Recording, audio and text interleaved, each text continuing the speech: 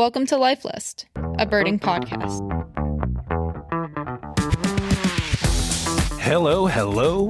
Welcome, everyone. This is Life List, a birding podcast. I am George Armistead here with Molly Brown and Alvaro Jaramillo. Hello. Hello. Well, we all made it to the other side of the year, so happy 2026 to both of you. Happy 2026. Yeah. Yeah, that was a really spirited start to the your hello. You're like almost like announcer level. Like, hello, welcome. Monster, truck, rally. Yeah. No, that's good because we need that kind of energy. Well, it's the beginning of the year, man. We gotta be fired up. What's gonna happen in 2026? There's some hot vagrants around already. Yeah. Red flank bluetail showing up in Virginia, right on the Potomac there. People are seeing it on the Maryland sides. They got on both parts of both states list. People are wondering, this is the same one that was in Jersey, 2 years ago. What's the deal? They should have banded that thing. Everyone's been like, man, they should have banded that thing. If they had, we'd know. That would be amazing. Yeah, that's a perfect case for that. Funny, this isn't an ABA rarity, but there's a harlequin duck that was hanging out for a few months last year around the New River area in West Virginia. And just today, there's a harlequin duck there, which is a really uncommon bird to get in the state. And maybe it's the same one coming back to overwinter. It's pretty crazy. Makes you wonder. It does. Well, harlequins do that. Like they will come back to the same place like for sometimes years and years and years. Like there's crazy. other spots where they've been, They're hardy. I always like that because their 4-letter code is HARD, and I'm like, they're hardy ducks, those harlequin ducks. It's perfect. Yeah. Well, hopefully this one hangs out for a bit because I was tempted to skip out on this podcast and drive down because I spent 2 months not doing it last year. Is it a male or a female? A male. It looks really nice. Oh, boy. Yeah. Yep. It'd be a fun state bird. I need to make my pilgrimage to Barnegat Light State Park. Where, it's just such a great place. And I didn't make it last winter. And it's one of those places, it's one of like the few places where Kristen will be like, hey, can we go birding there? Like that was awesome, It's funny you say that because Jimmy says the same thing. About Barnegat? Yeah. He does. We've made that trip a lot, but we didn't. It's been a year and a half now.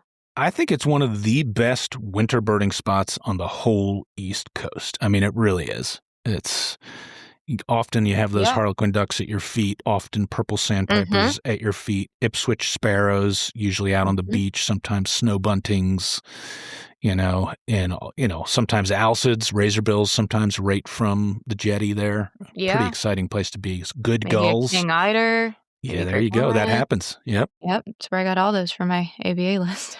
That's a fun area. Such a great area. Well, really maybe good. we'll run into you out there. Yeah, we should do that. We should. That. Yeah. It's a good idea. Yeah. You should come down now. We'll have a little Life List, reunion folks out at Barnegat Light. It'd be nice. Yeah. You've got some Canada birds to chase, it sounds like, Alvaro. Well, I kind of don't chase birds much, so you did the other day, though. That's the problem. Yeah, he said, like if it's 10 minutes away, it's not considered a chase. Like it's in your neighborhood. Yeah, I don't know. Would be. I mean, it is a chase. Like you went out of your way to see it, right? Like, well, I was trying to look for Iceland gulls at the point, like that was. So I went there first, and I saw nothing, and I'm like, well, I'll pop by this sparrow on the way back. So, and it was in somebody's yard, right? Yeah. Paul Jones, local, the guru, local. I'm trying to remember. Was it one of these nice golden-headed ones? So is there? All Harrison sparrows are nice. Like there's no ugly Harrison sparrow. It's kind of different than like. Here we go, Molly. There are ugly golden crown sparrows. Like golden crown sparrows are like, oh God, look at that thing, But all Harrisons have either speckles on the head or chestnut streaks that go into black streaks on the side, or they're all good looking. So I think that question was so weird, George. Yep. Yep. Don't you think, in my mind, house sparrows give that black speckling bib a bad name? Which that little speckly look. Yeah. Yeah, pretty wouldn't be the way I'd describe it. I also haven't seen a Harris's sparrow, and I have never even been at the right place at the right time to see one. I saw your post about it, Alvaro, and their like I've range seen and their them less than 10 movement. times. Yeah. I keep waiting for one to show up somewhere. I'm gonna have to make a trip just for them because they're just an odd range. I feel like I've seen one. It's such a distinct sparrow. I believe isn't it one of the like handful of birds that breeds only in Canada? Well, I think in current taxonomy, it's the only one. Is that right? Yeah, because Thayer's gull was lost, and then whooping crane was lost due to the reintroduction to Minnesota or Wales? I don't know. Yeah, I mean, you could say natural range for that. Eskimo curlew, I think, was one that was only known to have bred into Alaska. But so here's a question: was there ever a Eskimo curlew nest found? That is a good question, Al. That's a good question, because I think people thought they had an idea where they were breeding, but I'm not sure if there was ever a nest found. I don't know. I really don't know. I could go either way on this one. Yeah. It's funny because remember they rediscovered them, quote unquote. What?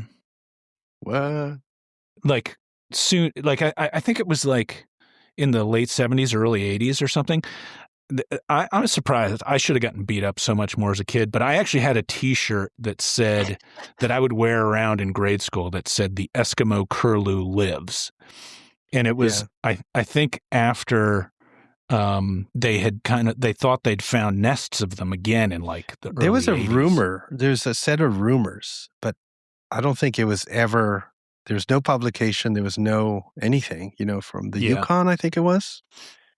Was it the Yukon or? Yeah, I think it was the Yukon. Or was it Northwest Territory? I don't know, but there's a good question though about the birds in Canada. Like I've thought about what birds largely breed in Canada, like if you had to think as a conservation mindset of like which birds do we sort of really have to worry about as breeders more so than any other country when you're in Canada. Like rusty blackbird is clearly one of them. You could probably go through a bunch of things, there are some that are, once you get far enough north, a lot of the Arctic birds are found throughout, right? Like, so, right. Red knot or whatever isn't one of them because it's also in Europe or whatever. Right. It's whole Arctic. Yeah. Yeah. There's, by the way, in Birds of the World under nest, it says no information for this species. Yeah, I didn't think a nest is known, but I did not know for sure. They have an average size for the eggs. Is there any sort of captive breeding effort? Surely not with them. No, I don't think there ever was. Huh. Yeah. There's some spotty information in this Birds of the World. I'd need to go through it under the breeding part and look more closely. It doesn't look like it's been updated in a while.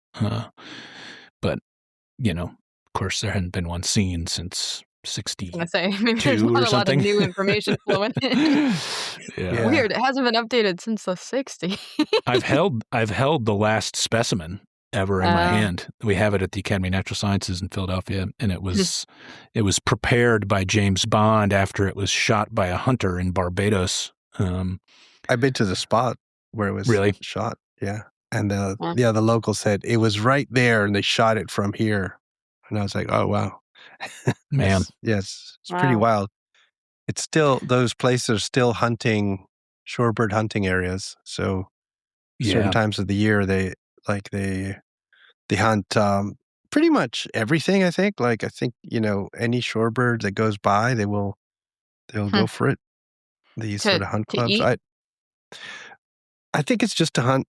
It's not subsistence. It's actually usually wealthy locals that go and hunt. Do you know what species or for sport? shot most often? The ones they had there, they have cages to actually bring them in. So there were short-billed dowitchers, black-bellied plovers, whimbrel. Yeah, there was a bunch of species like that. So yellow legs. I think they go for the larger things, so not the peeps necessarily. And I that was years ago. I assume that they still do it. Like, I don't know if it's like a legally things have changed, but it was definitely a thing. And in some of the Lesser Antilles, there were other places where they did it, but Barbados was a big one. I think even some of the piping plover folks were concerned that some of the piping plovers might get shot in some of those big hunting zones as well. Yeah, they don't go that far south, right? They're mainly Cuba and Bahamas.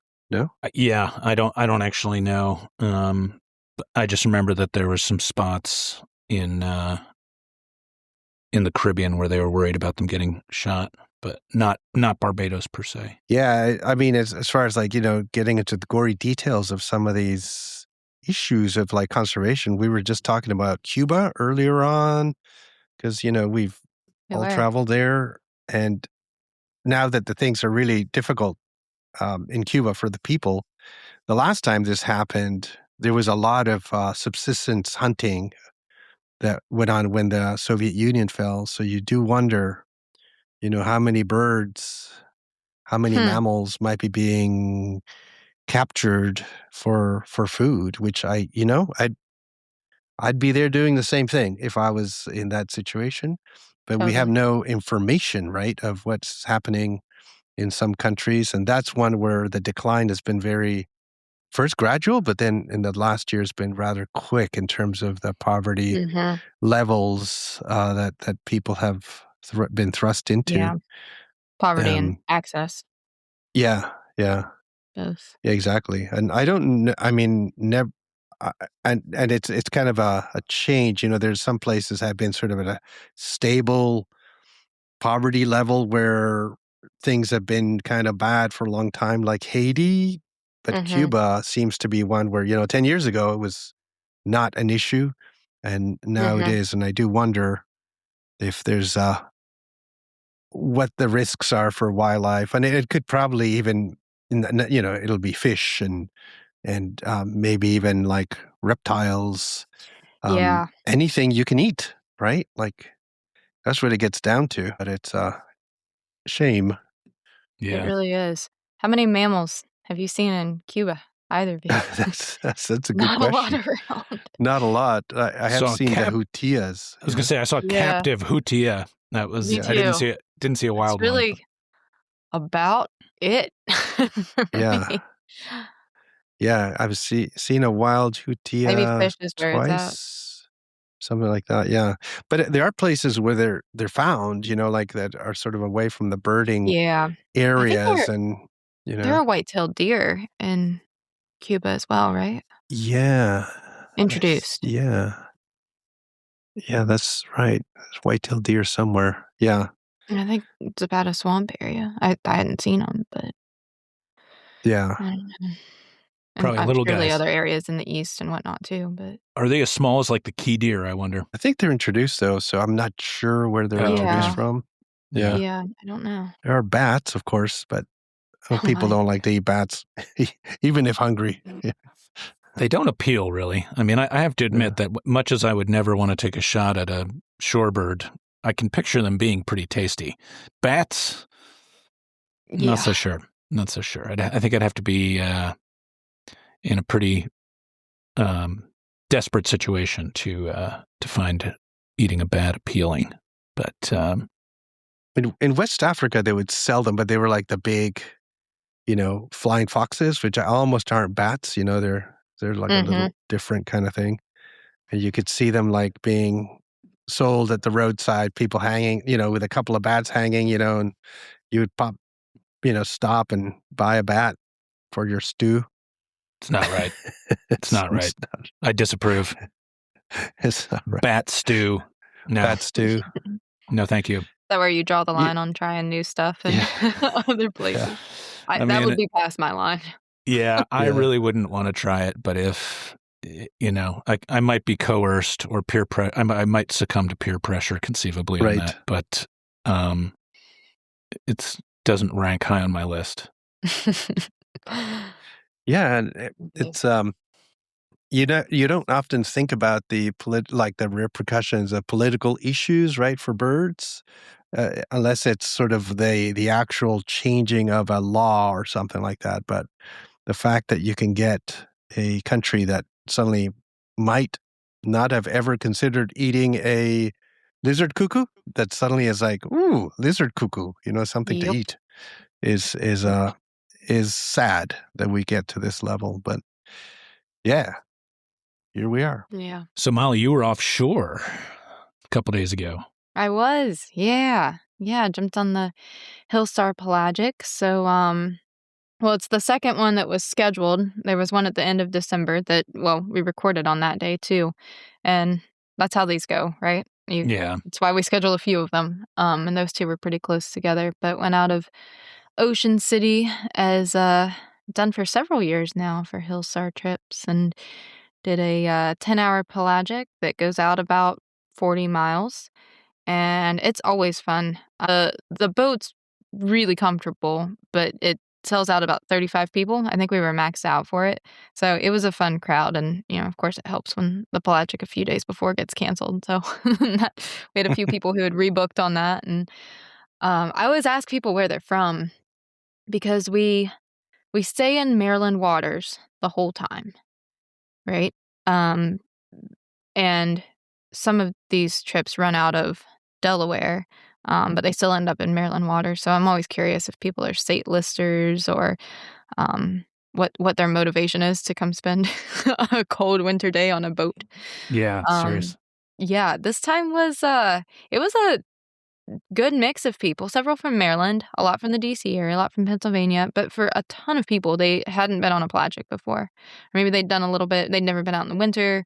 I think pretty much everybody on the boat that I talked to had like an Alcid that would be a lifer for them, so that was pretty fun. And had I not been on a boat that saw 5,000 dovekie a couple years ago, I would have said this was a really, really good dovekie trip. Which it still was. We just kind of had them constantly. I think that was really the highlight. They were close to the boat. I hope that lots of folks got photos. And I guess they were our most numerous Alcid out there again. Sounded like it. Yeah, I think Yeah, Zach was saying that he thinks you guys had more of those than razorbills. Razorbills. Yeah. We also had just constant stream of razorbills, but the dovekies were more. And we also had a lot of puffins. It's probably the most puffins I've had on one of those trips, including several that were close to the boat, and you just don't know about them. So first time we saw one, we really tried to work to get everyone on it and stop the boat, and it wasn't really all that daylight yet, and it was diving, and it was a little chaotic to do that. But then we ended up seeing so many that it worked out really well. But yeah, did the whole loop. We had a couple more species. We had a tough time with shearwaters and kittiwakes.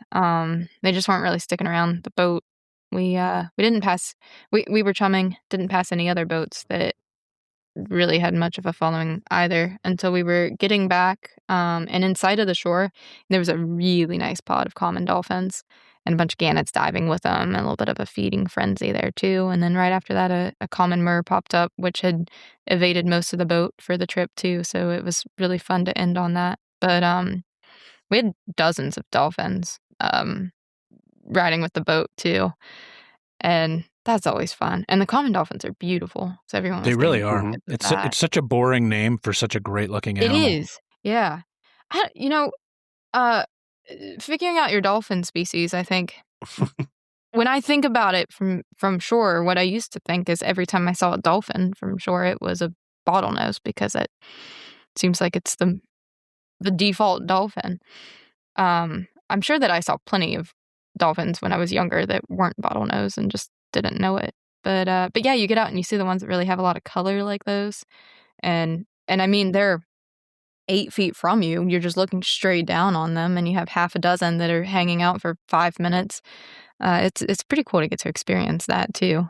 Plus, lots of gannets around and everything makes that fun. So yeah, those trips are they're always fun. I mean, you always get plenty of time to talk to people too, just like any pelagic that we all do. You have your slow periods, and you're kind of hanging out, and really you're just signing up to spend a day together, and you're not necessarily staring at birds the entire time.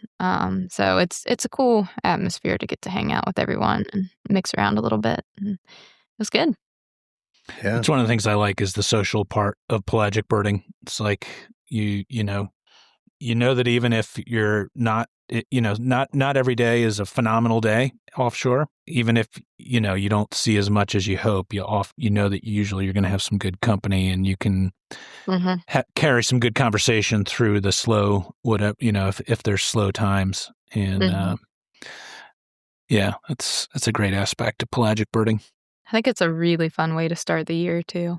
It's kind of cool. That's a lot of the conversation is, everyone's a year ahead. It's pretty fun.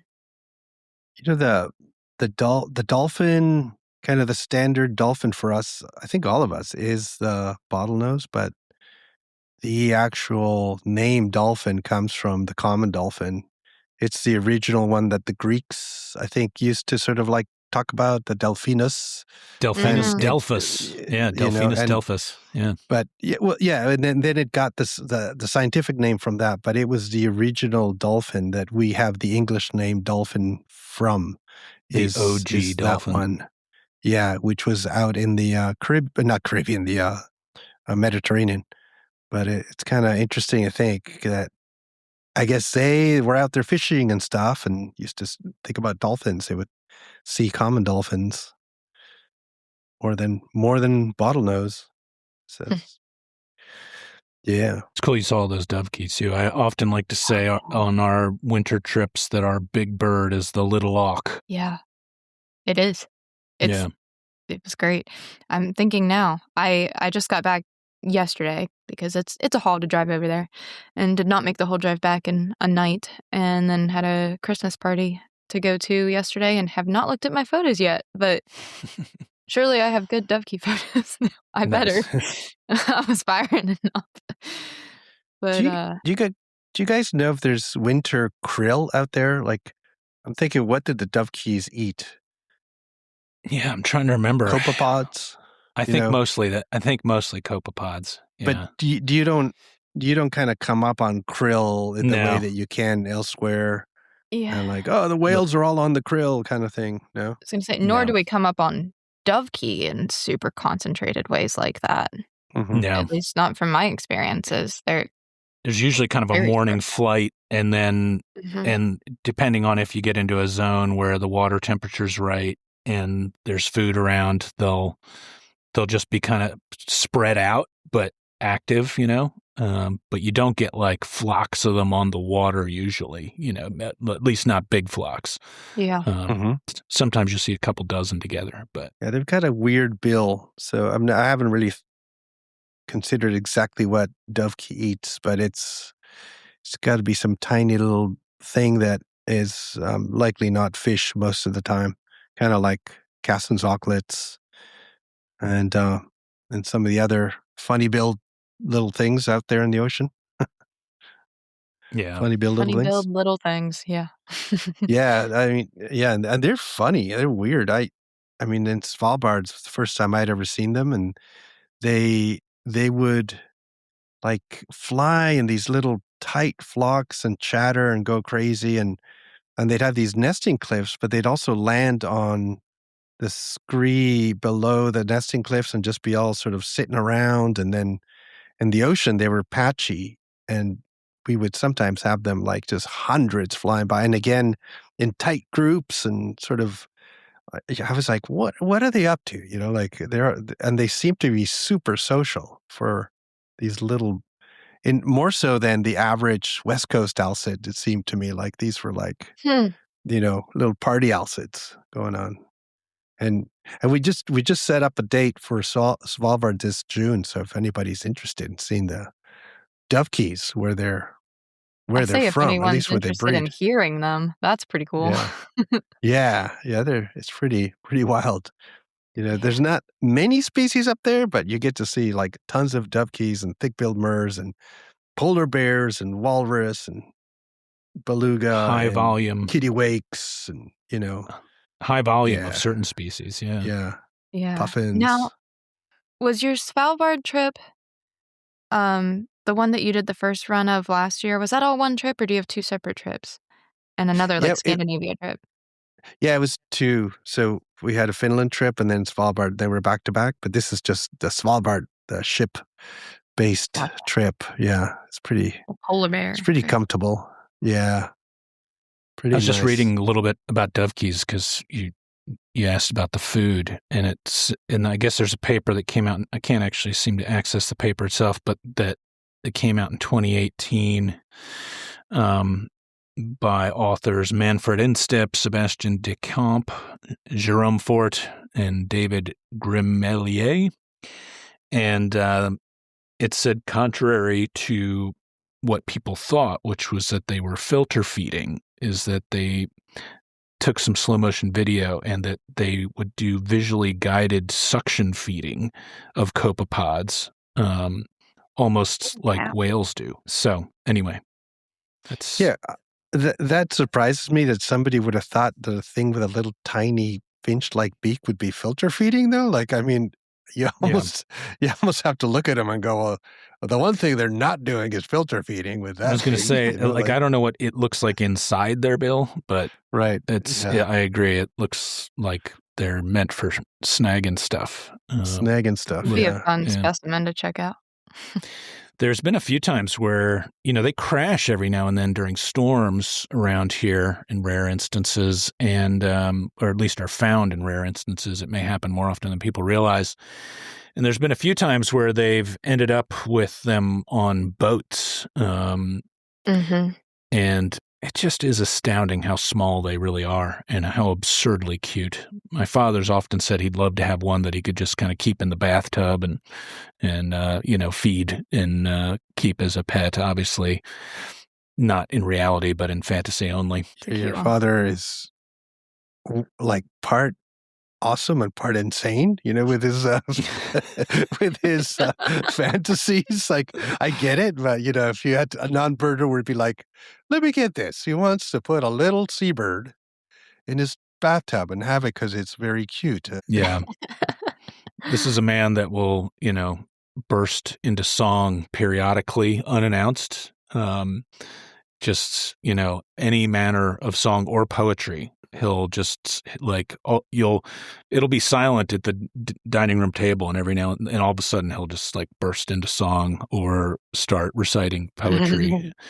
And Kristen has proved a very good audience member for him, so he seems to particularly enjoy performing for her.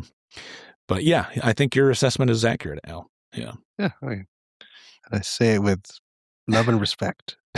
Yeah. Does he have any new book reviews out? He's got a handful up, on the Hillstar site. We put up a few different ones. I think the most recent one was about a book called True Nature, The Lives of Peter Matheson. My dad really loves Matheson's books. I think he's read all of them. And then he also did a review of the latest National Geographic Field Guide to the Birds of the United States and Canada. And he actually went back and he got, this is the 8th edition. And so he went back through his library and found all previous 7 editions and kind of wrote a review and a look back at how they've changed a bit over the years with some notes on that. So those are the 2 most recent ones. That's great. Hey, listeners, you should send us some book recommendations to share and review and all of the above. That'd be pretty fun. Yeah. Yeah, that would be great. Yeah. Tomorrow. Send them to us. Tomorrow, it's like January 6th is the launch of the new field guide to the birds of Uruguay that is done by my friends Florencio Campo and Rafa Tosi, who, they lead the trips that I do in Uruguay.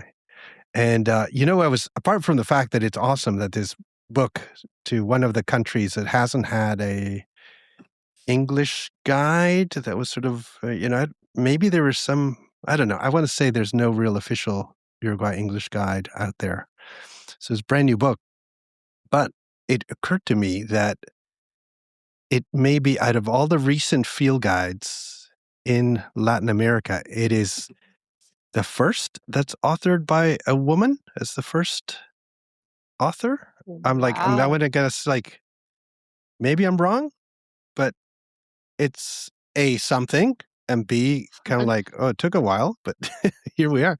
And I knew there was that, famous Maria Koepke, who did books on the birds of Lima, in the 70s, but sort of more recent, sort of proper full-scale field guides to a country. I am wondering if it actually is the first. Yeah, it might be.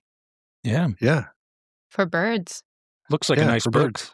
Yeah. It's in the Helm Wildlife Guides series. Oh, right. So it'll be available in the U.S. right away? Yep. It's being it apparently shipped tomorrow. If you order it, pre-order it, it goes out tomorrow. It's like Bloomsbury Publishing. Yeah. Yeah. And I don't know if Princeton has taken over for the U.S. I don't know. For the U.S., maybe. Yeah. For the U.S. But it's cool. And it also, implication is also that more and more people are going and interested in going to Uruguay, which used to be kind of the forgotten country that nobody went to. What, and still is, I would say, in many respects. Many respects, but those that go, say, everyone that wow. goes loves it. Yeah. Yeah. I'm sure I've mentioned this on here before, but years ago when I was traveling a lot on my own and looking for just information on safest and most progressive countries and those types of things, it's at the top of South America, and it's been on my radar ever since. Yep. Who was the president? Was famous, such a man of the people. Trying to remember. Jose Mujica. Yeah, Mujica. Yeah. I'm going there next week, so. And but that's a private tour. With some friends of the pod, eh? Friends of the pod, and then next actual proper tour that's open for everybody is in March. Yeah. So check it out. New field guide. Yeah, friends of the pod. Who isn't a friend of the pod? Who are the enemies of the pod? They don't listen. Are they out there? They might be out there. They're like, we don't know man, for that, actually.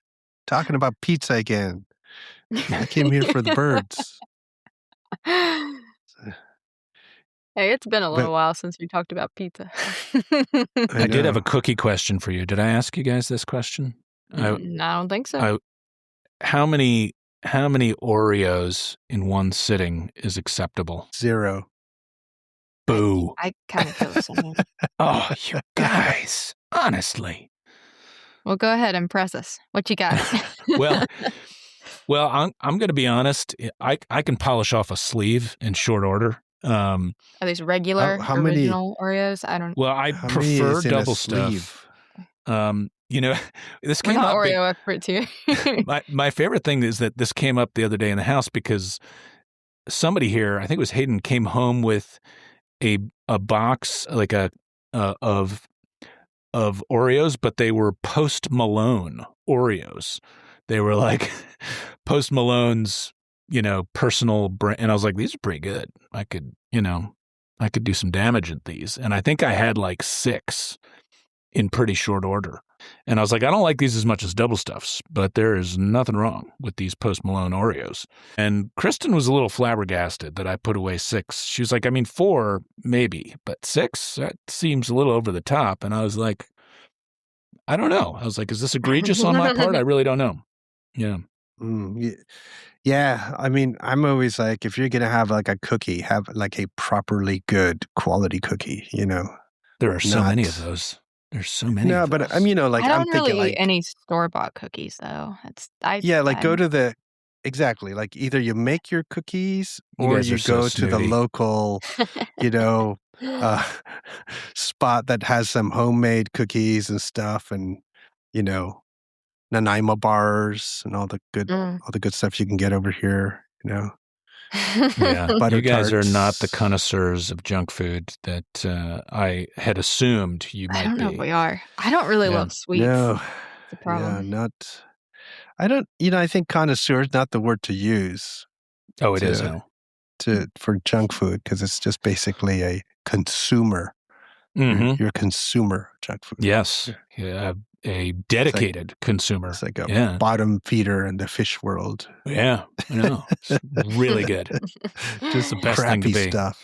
Yeah, you're always satisfied, you know? Yeah. So it's pretty great.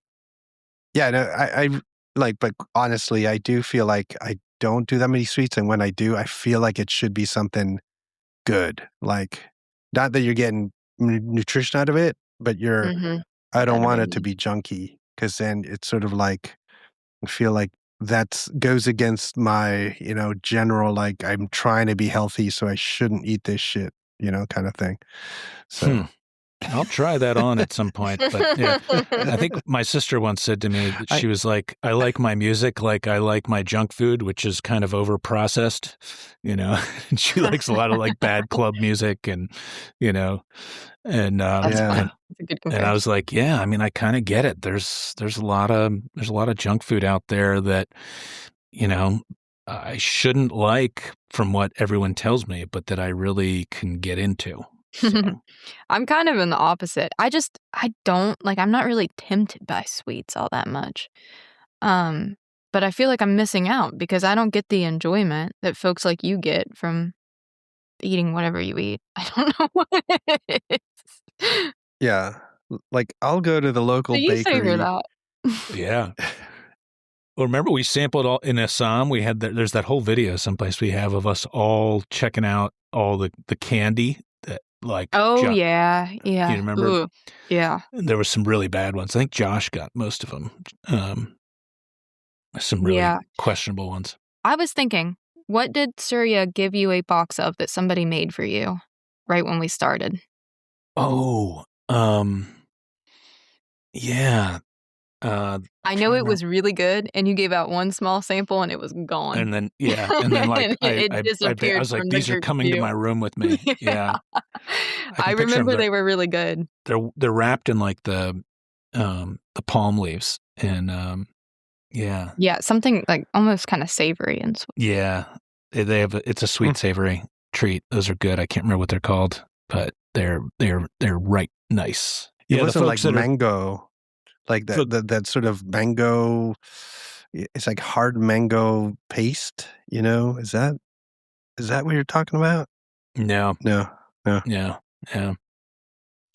Yeah, these are these come from our friends at Kana, and where the folks that are going on the Safari Assam that end up on the Tiger extension to Kana. Oh yeah. They'll sample some of the best food in all India, but they'll sample those sweets as well.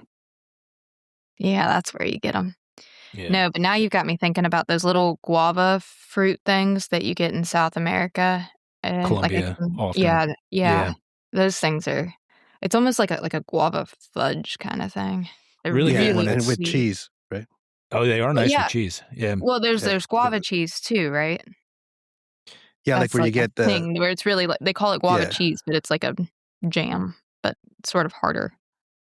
Oh no, I'm thinking like the hard guava thing, and then they give it to you with fresh cheese, so you have both together like a little sandwich. Well, that sounds good too. Yeah, and then it transfers to quince when you get further south, like the non-tropical countries. They have like Chile has like quince kind of jam or stuff, and then you can get that with so it's like with cheese. Yum. I think Argentinians too, quince. Quince. Yes, yeah, it's membrillo.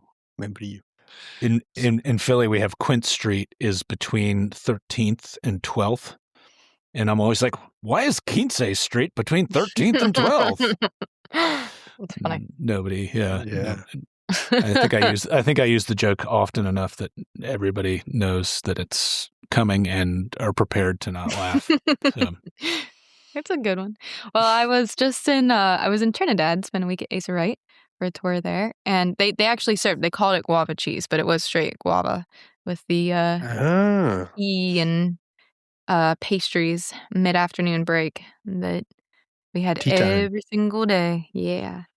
And yeah, I mean, Asa Wright is a place that I think birders who from decades have known, one of the premier nature lodges in the world, really, just for bird viewing and, feeder setup and that sort of thing and access, and then just the conservation story and all of it. And I'm forgetting, it was maybe the land was purchased by the Wrights in the 50s, and by the 60s was a place for biologists and conservationists to go. And it shut down at the beginning of the pandemic, but now is back up and running in new management that are managing the board or the entire organization. So it's basically running like before. The rooms have been updated.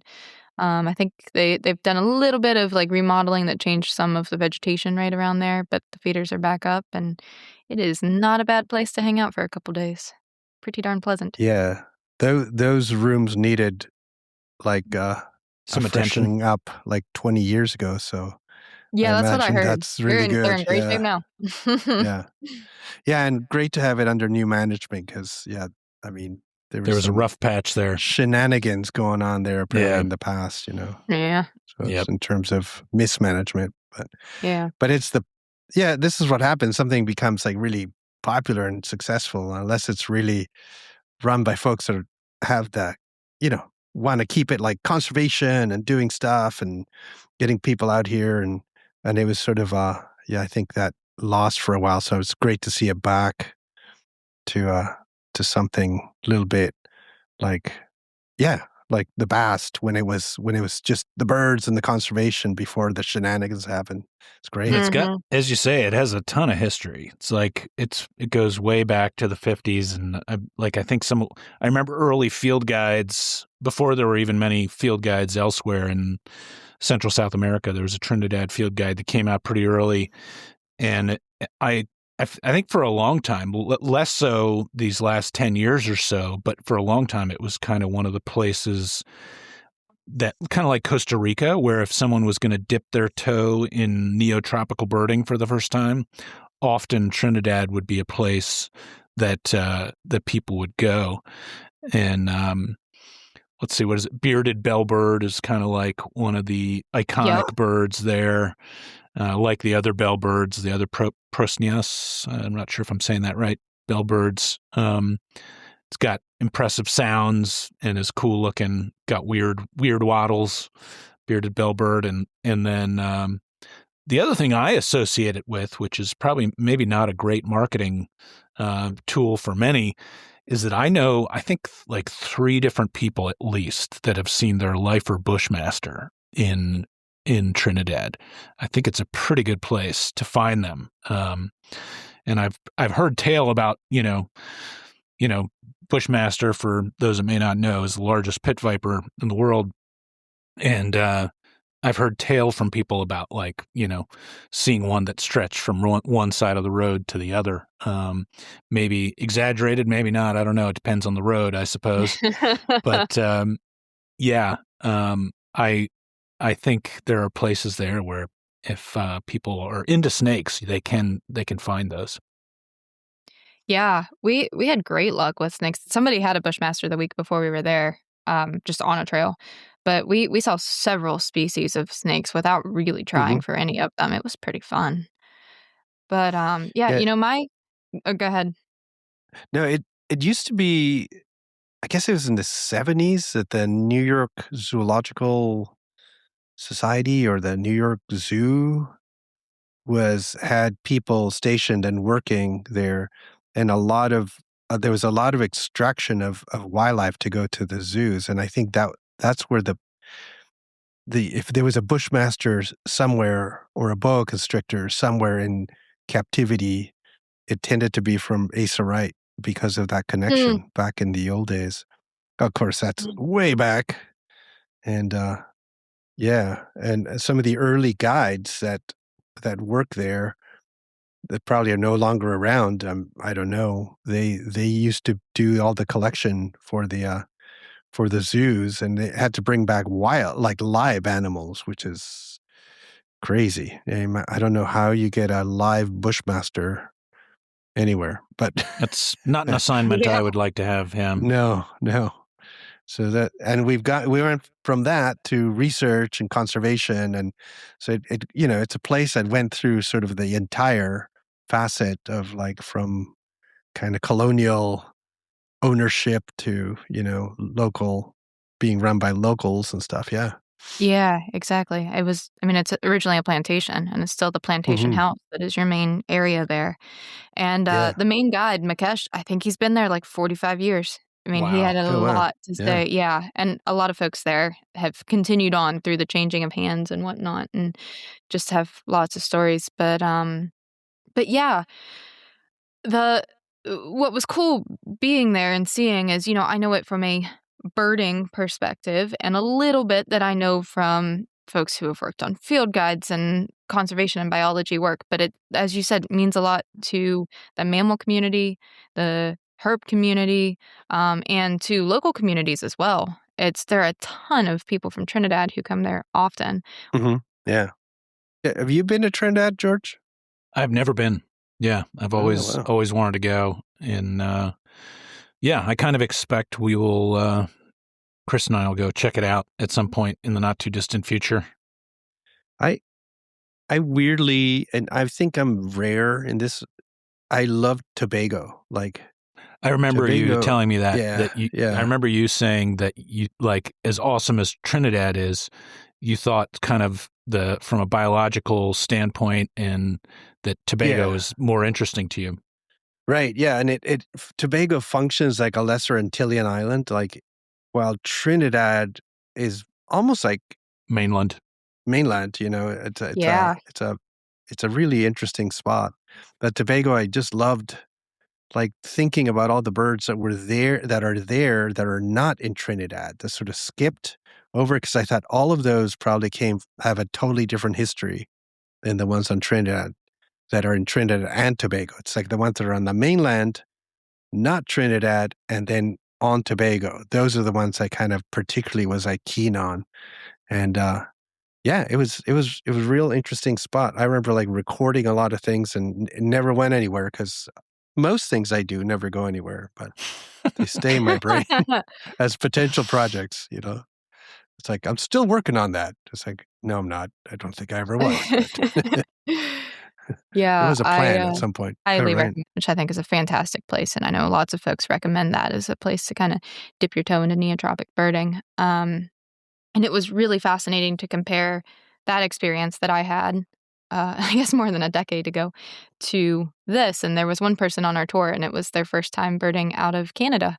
So it was really, really cool to get them, or to watch them experience the new families and just what it's like to bird in this rainforest habitat. And it's definitely a really good place. I think it'd be really fun to really do a deep dive on a comparison of, where you can do your first neotropic birding. But both are excellent places for different reasons, really. Yeah. No, totally. Molly, we were talking about that question somebody had where there was the feeders. I was kind of thinking about I was thinking about that after, so I was like, oh, I'm ready to talk feeders. Yeah, let me pull this up, because we just got this within the past couple days. Speaking of feeding birds, I actually just came from, we're right around the corner from a little shopping area here, and every now and then there's a few ring-billed gulls there, but I was driving by and I was like, there's 50 ring-billed gulls there now. I've never seen that many. I've never seen more than 7, and I was like, I'm going to drive over there and just, have a little look-see. And so I drove over, and as I'm driving over to them, they all pick up and fly towards me. And I was like, oh, somebody is feeding these birds. And I was like, I am also going to feed these birds. So I Yeah, it'll be interesting to see. Better not be Oreos. Come on. You didn't feed them Oreos, dude. Those are Oreos. I don't just go throwing those things around. Those get thrown in my gullet. Say nowhere else. Wildlife abuse. Abuse. No, I'll work on my own A1C levels with the Oreos. The gulls will get something a little more, probably some leftover scraps from the house here. Yeah. Chicken stew. But yeah, I was kind of excited. I was like, wow, I might have a gull flock around the corner that I can work a little bit. That's pretty cool. Yeah. If you work it. It's good. Yeah. Well, we had this question that we were talking about from Milton, who's a newer listener, and it sounds like has been binging our episodes. So thanks for that. I'm sorry about that, Milton. He's just descending into madness and sending us long listener. I apologize. Slippery slope, Milton. Yep. Clearly. But he was asking about the pros and cons of feeding wild birds, and how we each feel about it, and how we feel about, does feeding birds disrupt how much they interact with the local ecosystems that they have, whether that's in our yard or around, and how does that weigh into the choices that we make in if we feed the birds and how we feed them. I thought that was a question to talk about. Mm-hmm. Yeah, I'm totally pro feeding. I think the question of watching them fit into the environment without feeding is interesting too. Like that, if that's your shtick, that's the thing you're interested in, I think that's fine. There's nothing that's really cool. On the other hand, I also think the environment you're living in, for the most part, is already really, really not that close to the natural environment that used to be where you live. So if your idea is well, I don't want to feed birds because I don't want to mess around with the native ecology, it's just living there, you messed around with the native ecology. To me, it's that's a done deal. And I don't think there's any net negative to feeding the birds. Even I don't quite buy some of the aspects of when the pox was around and the transmission of disease at feeders, where they focused all the energy on transmission at feeders. Because I was finding that some of those birds at that point in time, I think it was pine siskins, I found they were in lower numbers at feeders and higher numbers in native areas when they were all sitting around a tree that had. So there's a lot of things where it's you can go one way or the other, and you can think about it from one data set or that data set. And you can say, well, how about if you go away and you stop feeding? And there's been research on it that shows that these birds just sort of go right back into natural environments or other feeders and don't seem to get a negative from it. But quite frankly, I just like to watch them. I just want to have them around, watch them and photograph them. So it's very much, I think there's also a level for a lot of us, we might even just be rationalizing things that might be problems. I don't know. Because you just want to have them around and check them out easily, without having to spend half an hour looking for birds. I can just go out and look at the birds' feeder and see what's going on. And I'm kind of really bummed right now because my feeders are not good. My new feeders are crap. I am not succeeding at getting birds. And then I go to Buddy's house there. He's got the Harrison sparrow, and he's got a whole bunch of birds. So then I had feeder envy, which is it never happened before because my feeders were great, at the old spot in California. And it might have been because they were there for decades, right? So this is a whole new thing here. But I would also want to ask, you guys, I had my tried and true seed that I use, and I may not be the one to use here in the East. I don't know, which was black oil sunflower. But in any case, there you go. My rant about how I like feeders.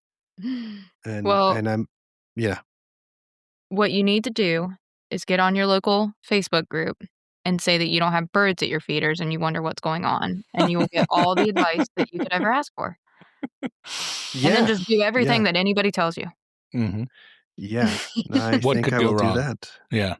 Hey, speaking of advice and communication with the public, I have had now a couple of people go onto iNaturalist, look at my bad photo of the otter that looks like a mink, and evaluate what I've mentioned and said, you know what? I think he's right. I think this is an otter. And with other new bits of information that have corroborated from their own perspectives, although there was one person, I should pick up the name here, but I don't have it all up, that just sort of had a live list believer or something was his hashtag. That's right. Love it. I'll tell you what, I didn't even put that link in there. Those folks were all going through the trouble of digging up your records, so good for them. I know. It's fun. It's and I think it's going the other way now. It's like, the otter is winning out. But I want to see how this process I'm gonna go goes. I'm gonna go in and put mustelid spa. Yeah, I think that's what it's gone to right now, because there's I think it automatically, when there's 2 or 3 IDs going on, it goes to gonna back you up taxonomically. Yeah, I need you to go. I need you to second me, Molly. Go on there and mustelid spa with me, and then you can do the opposite. You can go to the subspecies level of something. Choose either one. Pick a subspecies, and then say, no, actually, we need to get into this race of this that is here. Yeah. And anyway, so I'm gonna go and post, hey everybody, I'm new in town, what should I feed my birds, because I got no birds in the feeder. Do that. Yeah, sure. If you're willing to invest that much time in your Facebook comments. Yeah. So is millet really, people always say millet is useless, like it's a filler, it does nothing, birds don't eat it. Is that true? I don't have much of it here. I use mostly I get shelled sunflower pieces. Big money. And I do a mix of that with more traditional stuff, just because it can make a mess. The sunflower, the shells everywhere. And we actually have sunflowers growing as a result of all that, which is pretty nice. I actually love having some sunflowers growing, but safflower also with some of Niger seed as well. And I mean, I'm pretty new to this as well, I'll be honest. So I'm kind of still figuring it out, but I'll tell you, I mean, we got no shortage of. Certainly, if you were a birder driving around the neighborhood, you'll see a lot more juncos and white-throated sparrows and cardinals in our yard than anybody else's. But I also think that a lot of that is all the native plantings we've done. We have bird seed we put out, and there's cover, as well, and there's native food. The juncos actually, they like a lot of the native, pollinator seed as much as anything, and. But I mean, I've got the cover and the whole thing. I realize, like, I'm not new to bird feeding, but what I used in the past does not work in the same way here. And I'm thinking, okay, like the chickadees, and part of it is, in the old spot, there were house finches all over the place, and the house finches would go in there and they'd get the sunflower seeds, and they'd, do a number on the sunflower seeds, and they eat a whole bunch, and they're probably dropping a whole bunch. And then the sparrows would be down on the ground eating the stuff that's down there. And, there was a whole ecosystem of things that were going on. And you realize these birds really can be choosy when there's options available. So I do have like a little block of suet. And sure enough, like if a woodpecker comes around, it goes there. But the American tree sparrow has been coming around, a couple of them. They actually go and prefer that. They go and try to eat the suet more than the seed, So, and I'm thinking, I need to have seeds that don't have to be worked, because there's nobody working the seeds. It's mostly chickadees, and chickadees just go and hide the stuff. So I'm kind of like making these mental, like logical, like, okay, what's going on here? And then the snow happens and all the ground stuff gets covered. And I'm like, damn it, like, it's so. I have some friends that put out a tarp that they'll put out a small tarp or something so that they can peel it back after the snow, and they'll have bare ground there. And they say that can be really good for attracting stuff. That's a cool concept. We, well, first off, with our seed, one thing that we've really figured out or attempted to is what we can get from like the cheaper big box stores versus what we need to go to a Wild Birds Unlimited or a quality store for. Because if you get like a seed mix from or suet, like if you get suet from Lowe's or Rural King, we have horrible luck with it. It is clearly much fresher, high quality suet if you get it from Wild Birds Unlimited, and it's not even worth wasting your money on the other stuff. We tend to buy our black oil sunflower and peanuts in bulk, and sometimes we'll do like the no mess blends or some of the other stuff that mixes a little more. Do you put out whole peanuts or like are they like whole peanuts? Yeah. Yep. Somebody's doing that around here because I see blue jays flying all the time with peanuts, and I'm like, I should be doing that. Yeah. Our kind of trifecta that's our baseline is suet, black oil sunflower, and whole peanuts. But we've spent a lot of time. Our main feeder setup's kind of up on the hill above the woods from our cabins in between. So we've really worked on like a corridor of brush to get birds to come up. And that is really, really important for our particular setup because otherwise they're kind of, isolated without a lot of cover in the middle of the field. And a lot of birds just don't like that. So last year I shouldn't say I stole, but both my neighbors put out their Christmas trees. And I actually took their old Christmas trees, and I put them with ours so that we had a little pile of 3 Christmas trees in the backyard in like the brush pile corner, just for that very reason. Yeah. That's awesome. The tarp idea is making me think it'd be really cool to just have a little sheltered area. I just did a little bird-sized lean-to or something just so there'd be some clear snow because we still have a lot of snow here. Like a lot of snow, and it's going to stick. But it just snowed a lot here right now, so. Did it? Everything's white and frozen. Yeah. We're definitely we do our plantings with, ideas of what's producing seed for birds too. For anyone who's interested, it's been years since I've looked at this book, though it's somewhere in my house. There's Jim Carpenter, the founder of Wild Birds Unlimited, has authored a few books, and one of them is all about backyard bird. I want to say feeding, but I think it's just a book on attracting backyard birds. And if you look up his name, it'll come up. But I remember it being a really helpful book to kind of think about how to establish a bird haven in your backyard, because it's not just about the feeding. It's about how you're positioning things, and are you having the right cover and those kinds of things to create habitat for the birds, and a water source, and a lot of these things that there's plenty that covers bird seed and feeders and all of that as well. But I remember it giving me a lot to think about, and just kind of the whole little mini ecosystem that you're doing. And yeah, we've talked about land management and always on this podcast too, but it really took me a while to wrap my head around the idea of changing anything on our land here. Even though I factually knew that our land was altered, that it's old strip mine, that it's been logged and all these things, it's hard because you do think, you just let it go and let it do its thing. And really, is there a right or wrong? No. But I do firmly agree that our entire landscape, for the vast majority of people who are listening to this podcast, is one that has been completely altered by humans, and it has probably been stripped down to the ground or lower in some way or another, and then is coming back. So you're working with tampered land to begin with, and if you've got goals to improve it, then have fun, go for it. Yeah, I think it does depend, as you say, Molly. Like feeding birds in a almost urban area compared to a really suburban area, compared to a rural area. People are dealing with different kinds of landscapes and have different decisions to be made, perhaps. But like you guys, I really love just attracting birds, and that includes having seed out and suet, especially when it's cold and there's some fat for them.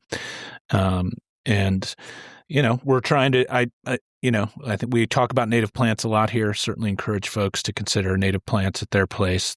That's one of the best things I think that all of us can do for birds.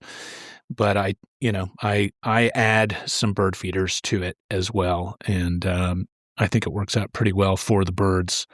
And I'm hopeful that as the years go on, the combo and especially the native plants will attract more and more birds. And I feel like I'm seeing a little bit of that already.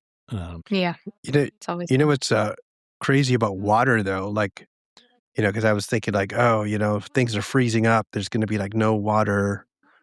And obviously birds can get water from snow. But what is really weird is like we have a tiny little marsh right next to the lake, and the water around, like coming off the marsh, does not freeze. So like the lake is frozen completely, except for this little patch of water that's unfrozen right at the marsh. And I'm like, what the hell is going on? And it turns out that often in marsh situations, you can have groundwater seepage that is warmer, like it could be 4 degrees Celsius or something, that's coming out and flowing through the marsh, or even the water itself could be that temperature and have mineral content in it that changes even again the freezing temperature of the water, so that it takes more. And I was like fascinated because I'm like, oh, this is going to freeze eventually, isn't it? It still hasn't. And the entire bay is frozen except for this little patch right under the marsh. And are you seeing birds come? I can't see it directly, like, because there's vegetation, but I would imagine they would, right? Like, even like there might be mammals that come in at night and just go and drink. But that's a totally new thing for me. Like, I had no idea, like never seen this before. So it totally amazes me. It took me a while to put a water source up here because we have so much water that is typically moving through our property. But I literally have a feed pan from Tractor Supply Company that I'd kind of piled rocks up in. So you've got some different like levels and whatnot. And it's got just a really cheap solar water wiggler. And it works like a charm. Water wiggler. I don't... Yeah. I mean, it and that has a lot of potential to pull in more species than your seed setup, right? You can get anything there. Yeah. For water. So that's pretty That's fun. our next step here, as I've got a couple friends that have those little fountains that kind of cascade, and it's like some of the stuff that people get at those just is pretty tantalizing. So I'm tempted to dig a little pond here. They say if you can get it, I think 3 feet deep, you can get dragonfly larvae, and then you might have a lot less in terms of mosquitoes around.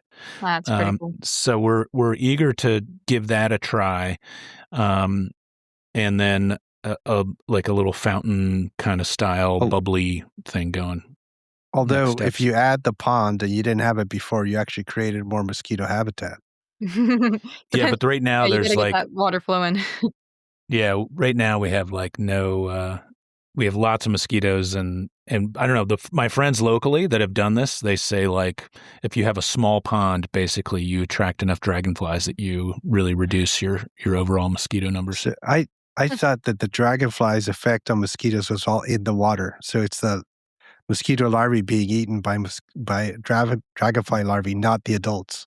That's right. You're right. Yeah. So that is my recollection now as well. Yeah. So no. Never know, well, but it'd I'm be hopeful. fun. You want to have hopeful. Yeah. Yep. I guess insects, like pollinators, insects, herps, are the things that you can do these little projects and really quickly see results too. I mean, within a season or less. So that's pretty exciting. If you are against putting seed out, or you don't want to for any reason, you still have all those opportunities to attract other things into your yard that is benefiting the ecosystem. Shrike was here today, so that was cool. Ooh. Yep. Yeah, nice. That's a good one. Someday, Al. Someday here. Someday. Maybe. Molly will still waiting for my goshawk. Well, yeah, that's what I'm thinking about. Aren't we all? Yeah. Yeah. and Harris's sparrow is always on the mind as well. And American tree sparrow is actually one I've been dreaming of here. If we get a good snow, good cold snap, it's possible. They're around here in winter, but getting one in the yard could be a little tricky. But I am soon headed. I am like within hours headed to Colombia for a couple weeks. That's right. So I am not going to be doing much yard birding for the next couple weeks, but I'm very excited to get back to the Santa Marta Mountains and the Guajira Peninsula and go Summer for all the George is coming to an end. Yes, exactly. Yeah, it's been a long stretch that I've been at home, so this is going to be my first tours in a little bit, and I'm really excited and to see a bunch of friends and get back to a tour that I've done a number of times now. So yeah, excited for that. What do you have coming up, Molly? When this episode comes out, I will be just headed to Minnesota for some winter specialties trips. And, it's different every year. Last year was a huge year for a lot of species, and we're going to hope that we scrape a few of those up this time. And it's always fun to go up there and run around. So that's where I'll be. Nice. Yeah. Yeah. My next trip's to Uruguay, but the Birds and Wine has actually multiple open spots because of cancellations that happened for random reasons in This is March. Chile, yeah? Chile and Argentina, the two top wine growing areas and endemic centers of the two countries. So we actually see a lot of endemic birds and sort of specialties, even though people think, I want to go for the birds, not the wine. It's like we actually see a lot of cool stuff. It's a really great and going to both sides of the Andes. And we also have 2 spots open for our winter in Japan trip, which again, this is like highly unusual. Both of these trips are usually like sold out. They were sold out ages in advance. And then we had cancellations for, health and all these things that happen in life.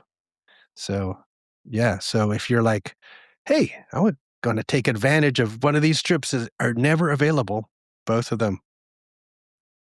They're both actually among my favorite trips too. So yeah, I like totally. it. Yeah, nice. In terms of spots, trips that have space, I definitely encourage folks to take a look at hillstarnature.com.